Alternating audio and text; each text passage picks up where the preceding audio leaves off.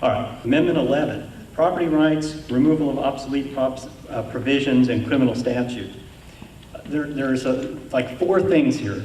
I'm not even going to, just because for time, and I know we have a lot of other things, I'm not even going to talk about the first 3 things that this would do, because they would just take away old things in the Constitution that don't really, that can't be enforced now anyway. So if we pass this, they'll just be taken out of the Constitution. But if we don't pass it, they'll still be in there, but they won't be enforced because they're not enforceable.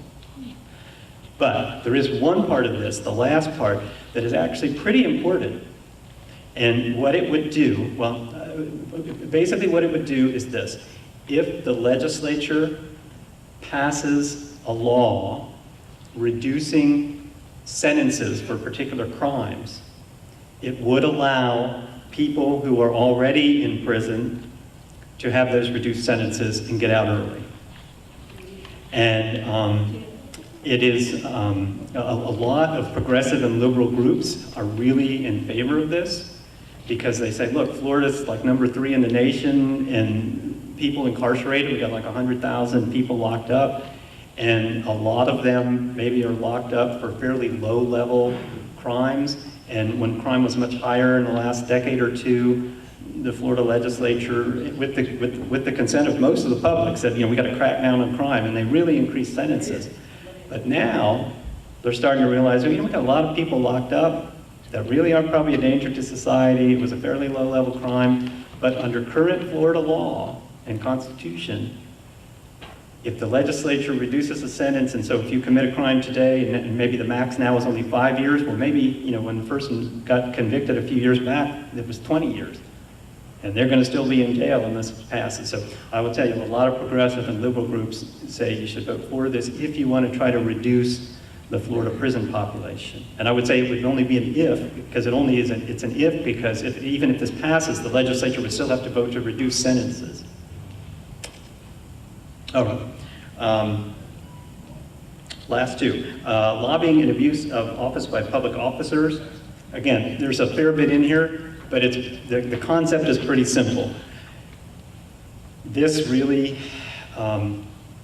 cracks down on lobbying by former public officials, and that would be state legislators, and they have a pretty broad definition. Local officials, once they got out of office, they'd have to wait 6 years to go back and lobby their colleagues, right? So if you're a state legislator and you leave office, you have to wait 6 years before you could go back and lobby the legislature.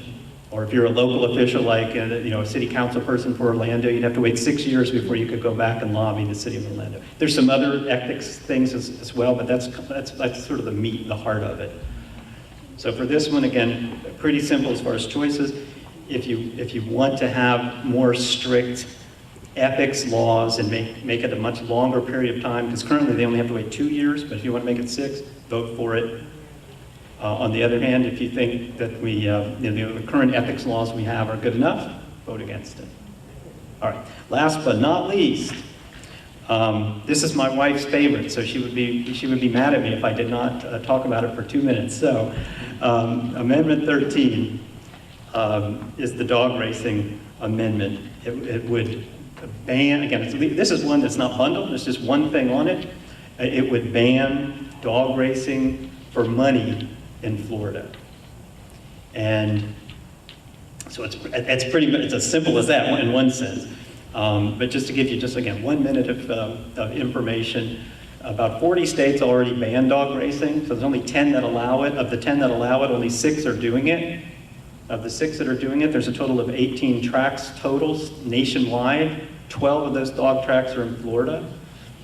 And there are a number of animal rights groups that really are pushing this, because they say that greyhound dogs are mistreated, kept in cages for most of the day, only have a working lifespan of 3 or 4 years, and then they have to be either put down or find an adopted home and this sort of thing. And my wife gave me permission to say she's going to vote for it. That's the only one I'll tell you. She's voting for it, so that means I'll vote for it. But in all seriousness, if you want to end dog racing, then vote yes. But if you either A, like dog racing, or just don't think we should forbid other people from doing it if that's what they enjoy, then you should vote no.